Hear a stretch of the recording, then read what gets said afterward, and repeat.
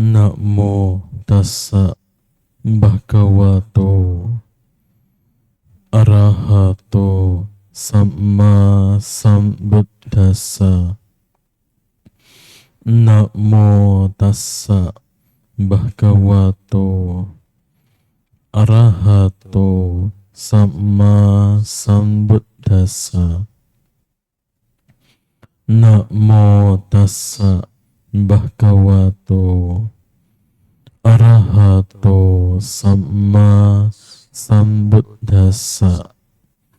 Silis mewasa paripurakari ajatang ceto samatha manayuto anira kata jano vipassanaya samanagato bruheta sunya karanang di.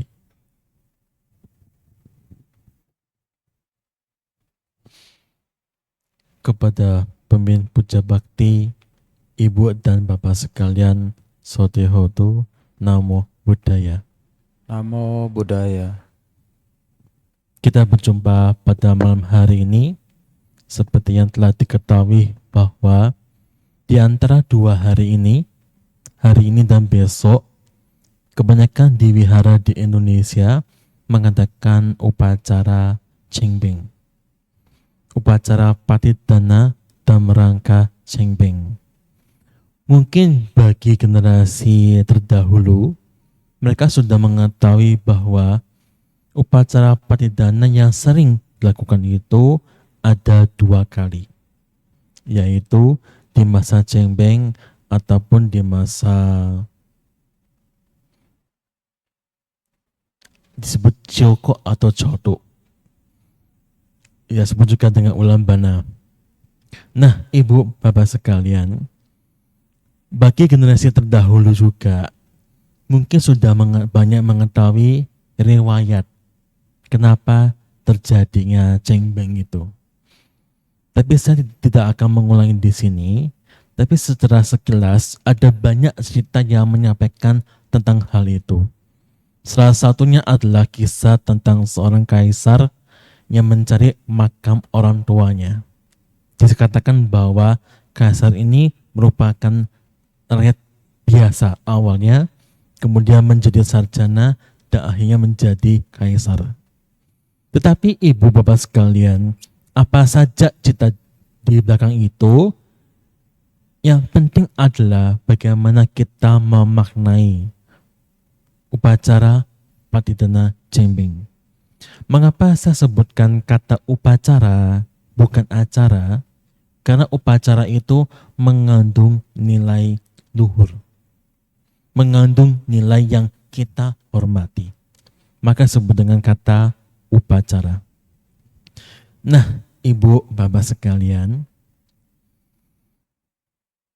di agama Buddha di Indonesia ataupun di negara Buddhis lainnya juga, mungkin generasi-generasi yang dulu sudah sering mengenal kisah tentang Raja Bimbisara, di mana kisah dari Raja Bimbisara ini yang menjadi latar belakang kenapa kita sering mengadakan upacara Patidana itu.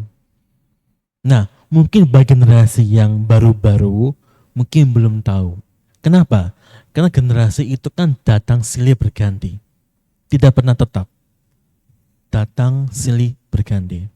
Anda yang dulu di sini, ke depan belum tentu ada di sini. Anda yang sekarang ada di sini, dulunya juga belum tentu sering ke sini. Artinya adalah generasi itu datang silih berganti. Maka cerita atau kisah-kisah itu seringkali diangkat. Agar apa? Agar yang lama mengulang kembali, mengerti lagi, dan generasi yang baru itu mengetahui hal yang baru. Maka seringkali kita menyampaikan kisah latar belakang upacara Patidana. Ibu bapak sekalian, secara ringkas, kisah ini dimulai dari zaman dahulu ketika Raja Bimbisara masih bersama dengan keluarganya yang menjadi peta itu. Di mana dikisahkan di zaman dahulu, saudara-saudara dari Raja Bimbisara ini itu berbuat buruk. Apa berbuat buruknya, Bante? Berbuat buruknya adalah korupsi. Dikisahkan bahwa ketika mereka sedang membagi bantuan dari raja untuk masyarakat, karena saat itu sedang masa paceklik, apa yang diberi itu diambil sedikit. Misalkan ini ada meja, ini ada bantuan yang dibagikan. Ketika mau dibagikan ini, sedikit itu masuk ke kantong di bawah. Nah, lama-lama kantong itu menjadi banyak. Karena mengkorupsi, karena mengambil bantuan dari raja yang harusnya diberikan penuh kepada masyarakat, tapi diambil oleh mereka. Sebagai hasil dari karma buruknya itu, mereka terlahir di alam peta. Dikisahkan juga bahwa di alam peta itu mereka menderita dalam waktu yang cukup lama. Loh Bante, apa toh penderitaan sebagai seorang peta itu? Paling gampang ada dua hal yang perlu Anda ketahui. Yang pertama adalah Anda selalu lapar. Kedua, Anda selalu haus. Anda bisa membayangkan sehari saja Anda lapar dan haus, tidak ada makan, tidak ada minum, itu sangat menderita. Nah, ini disampaikan berjuta-juta tahun. Sehingga kita bisa mengetahui bahwa sedemikianlah niat jahat mereka itu, maka juga akan berbuah kamar buruk yang besar. Nah, ibu bapak sekalian, kemudian dikisahkan juga mereka itu meminta tolong kepada sama Sang Buddha. Tetapi disampaikan bahwa bukan waktu itu mereka bisa terbantukan. Dikala sama Sang Buddha Gautama lah, baru mereka itu bisa terbantukan. Maka dikisahkan juga di zaman sama Sang Buddha Gautama itulah ketika Raja Bimbisara ada, mereka sudah berharap akan mendapatkan bantuan.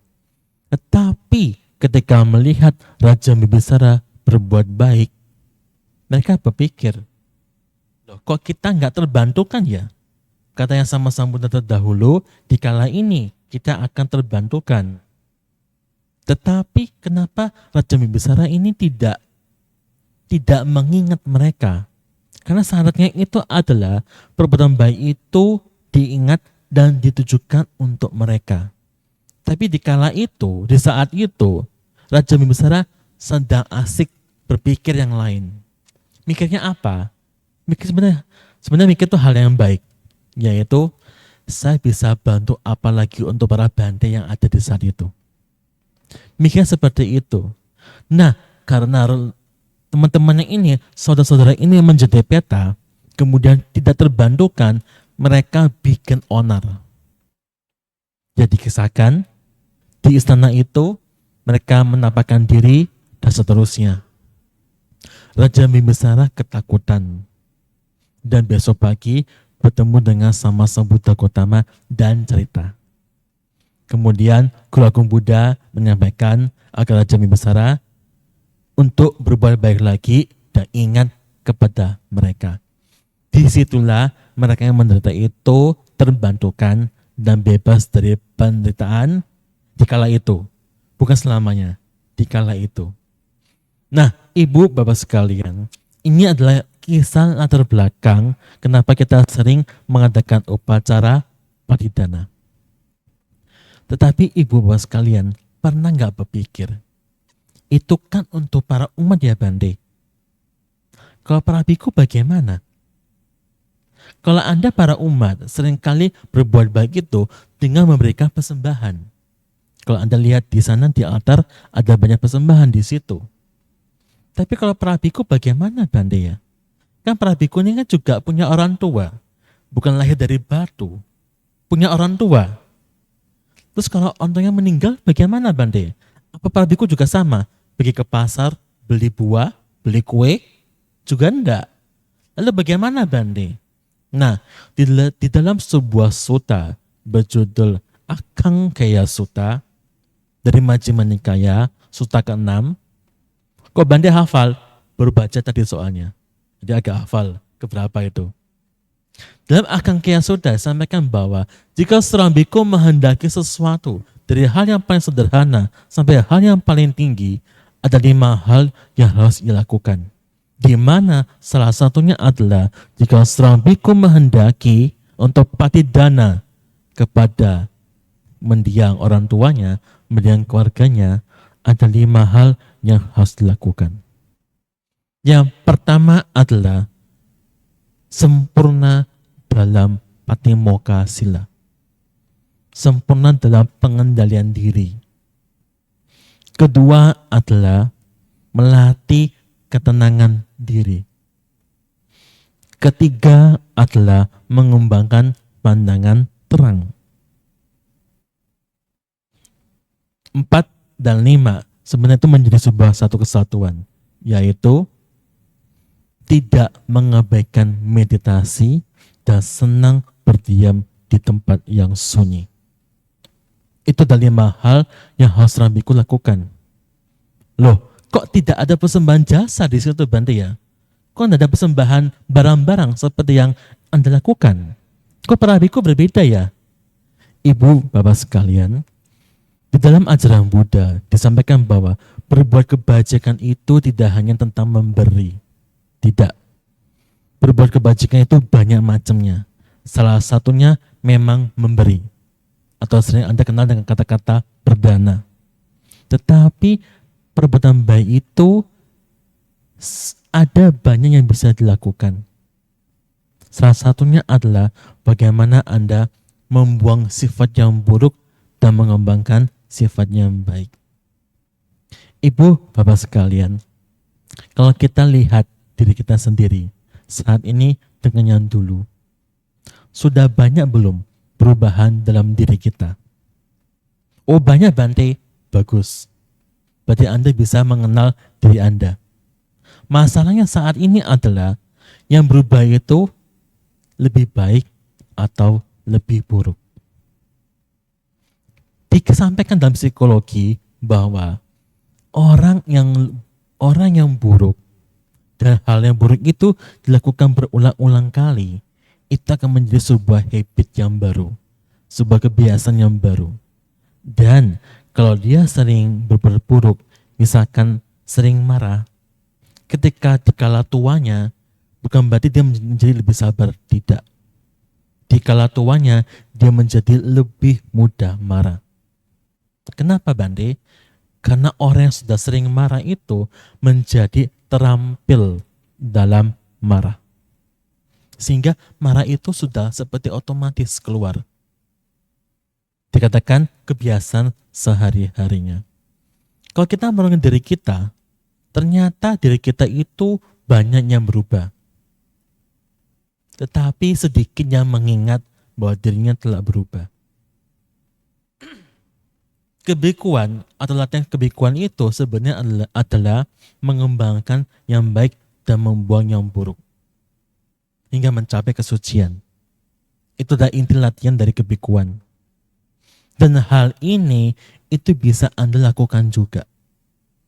Mengembangkan diri, membuang sifat yang buruk itu bukan eksklusif milik para biku, tidak. Itu semua bisa dilakukan, bisa dinikmati, dialami oleh semua yang mau belajar dan praktek Dhamma. Masalahnya, Dhamma apa yang harus saya lakukan, Bante? Masalah di situ. Nah, di dalam Itiwuttaka disampaikan bahwa Anda cukup fokus apa yang dominan pada diri Anda masing-masing. Keburukan apa yang dominan dalam diri Anda. Tentu Anda sudah sering mengetahui apa yang dominan itu, apa yang sering Anda pikirkan sehari-harinya. Dari pagi bangun sampai mau tidur, sehari-harinya kita ngapain? Oh Bante, saya tidak ingat Bante. Oke, saat ini saja. Ketika Anda duduk, ada nggak kira-kira keburukan yang muncul? Ada nggak kira-kira? Oh ada Bante. Apa adanya? Terkadang bosan dalam dirinya. Tuh bantingan ceramah kok lama banget ya. Aku udah pegel badannya begini. Kita komplain seperti itu, kita komen seperti itu bukan sekali dua kali. Itu sudah sering dilakukan. Dan apakah itu keburukan, Bante? Iya, itu termasuk berbuat buruk. Kenapa? Di situ ada niat yang tidak baik. Dalam ajaran Buddha disampaikan bahwa apa yang Anda niatkan itu yang akan menjadi karma Anda. Oleh karena itu, ibu bapak sekalian, ketika kita ingin memperbaiki diri kita ingin mengembangkan diri kita, maka fokuslah pada satu hal. Apa yang dominan dalam diri Anda tentang hal keburukan itu. Jika Anda tahu hal itu, Anda mengenal hal itu bisa dibuang. Dibuang. Bagaimana benar cara membuangnya itu? Ada banyak cara. Salah satunya adalah dengan Anda tidak mengeluarkan hal tersebut menjadi ucapan ataupun kelakuan. Nah, ibu bapak sekalian, kenapa hal ini bisa menjadi patidana, menjadi persembahan untuk mereka yang telah meninggal? Karena ibu bapak sekalian, mereka butuh sebuah syarat untuk bisa bebas dari penderitaan di skala itu, yaitu bisa bahagia. Bahagia dikala Anda lapar dan haus itu tidak mudah. Ketika Anda sedang lapar dan haus, pikiran Anda cuma satu, yaitu makan dan minum. Ketika Anda bisa bahagia, ketika ada orang berbuat baik, itu luar biasa. Nah, ketika mereka bisa bahagia, mengetahui Anda berbuat baik, itu yang membantu mereka. Ketika leluhur-leluhur Anda melihat Anda menjadi orang yang baik, itu hal yang bagus. Mengapa? Karena kedekatan Anda dengan orang tua, kedekatan Anda dengan famili itu bukan sekali dua kali. Itu sudah terjadi beberapa kali. Maka Anda akan sangat mengenal apa yang ada dalam diri masing-masing. Seingat saya di zaman dahulu, kalau orang ada yang meninggal, seringkali keluarganya itu diminta menangis. Apakah itu masih ada saat ini? Diminta nangis. Bukan nangis alami. Diminta nangis. Ada tidak? Tidak ada ya? Oh, di kala zaman dulu ada. Bahkan katanya sampai dibayar. Sengaja bayar agar dia nangis. Kenapa? Itu supaya menunjukkan bakti. Padahal ibu bapak sekalian, secara alaminya kita, kalau Anda berpisah dengan yang dicintai, itu akan timbul kesedihan. Ketika Anda punya barang, misalkan barang yang Anda sukai, dan itu berpisah dari diri Anda, itu akan menimbulkan kesedihan. Nah, berpisah dengan orang yang Anda cintai, itu juga bisa menimbulkan kesedihan. Saya katakan bisa, bukan pasti. Kenapa? Karena tergantung kedekatan Anda dengan orang itu. Saya sering melihat di banyak wihara, ketika upacara perdanaan cengbeng ini, tidak sedikit orang itu yang menangis ketika sembahyang untuk leluhurnya. Orang itu menangis berarti dia mengingat hal-hal baik di orang itu. Kalau dia inginnya buruk-buruk, tidak akan nangis, malah adanya dendam ataupun tertawa. Tetapi karena dia sedih, nangis, berarti ada hal baik yang ia ingat dari mendiang-mendiang itu. Masalahnya adalah sedih atau nangisnya itu berkelanjutan atau tidak. Kalau berkelanjutan setahun, 2 tahun, dan 3 tahun, itu ada yang salah pada diri kita. Kenapa? Karena menangis itu kan ada reaksi alami dari kita mengalami kesedihan.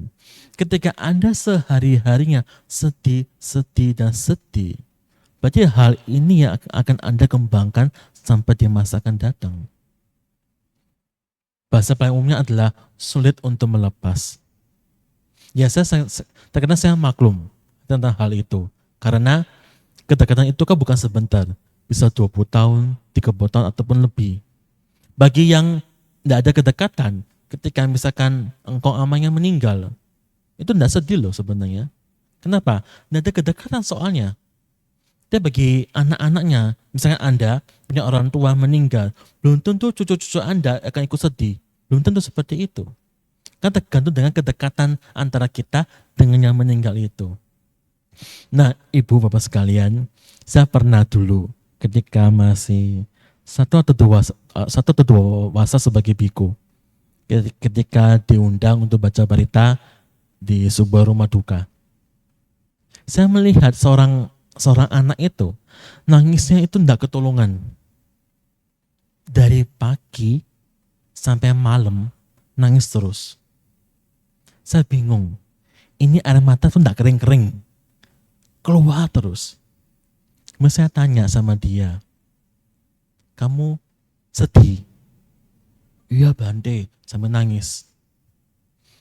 Kalau misalkan kamu nangis, sedih, kemudian yang meninggal ini balik, hidup kembali, kamu happy apa sedih? Saya takut Bante. Lah kok takut? Loh, kamu suka sedih karena kehilangan. Tetapi kalau bertemu lagi, harusnya nggak sedih kan? Kita sedih karena kehilangan. Nah, ketika bertemu lagi harusnya tidak sedih kan? Nah, kalau misalkan dia sedih, kemudian yang meninggal ini balik, hidup kembali begitu misalkan, dia happy atau sedih? Jawaban dia tidak happy. Jawaban dia takut. Kenapa? Pikirannya selalu berasosiasi, kalau yang meninggal, hidup kembali, jadinya serem. Kan selalu begitu. Padahal kan tidak. Jadi ini adalah keanehan diri kita. Kita sedih berpisah. Ketika disuruh bertemu lagi, enggak mau. Takut. Kenapa? Isi pikirannya sudah hal-hal yang buruk. Isi pikiran hal yang buruk ini, itu apa yang sering kita tangkap. Apa yang sering kita lihat, apa yang sering kita dengarkan dari banyak orang juga. Oleh karena itu ibu bapak sekalian, belajarlah untuk mengembangkan diri. Sedih ketika pertama kali itu mungkin masih normal. Kalau sedih sampai bertahun-tahun, ada yang perlu diubah dalam diri kita. Coba Anda bayangkan, kalau Anda sebagai orang tua, bagi yang sudah tua ya, yang muda jangan. Bagi yang sudah tua, atau yang sudah punya keluarga, dan punya anak. Kalau misalkan anak Anda jadi orang yang baik, Anda bahagia atau menderita? Kalau misalkan anak Anda berbuat baik, contohnya dana makan atau sembahyang di wihara, ikut puja bakti tanpa disuruh, bahagia atau menderita? Bahagia. Kenapa bahagia? Karena secara alami kita senang melihat orang lain berbuat baik. Kita bahagia, apalagi orang itu punya kedekatan dengan diri kita. Kalau misalkan anak Anda kena kasus, misalkan dia itu dipukuli oleh temannya sampai nangis-nangis begitu, Anda sedih atau bahagia? Kenapa sedih?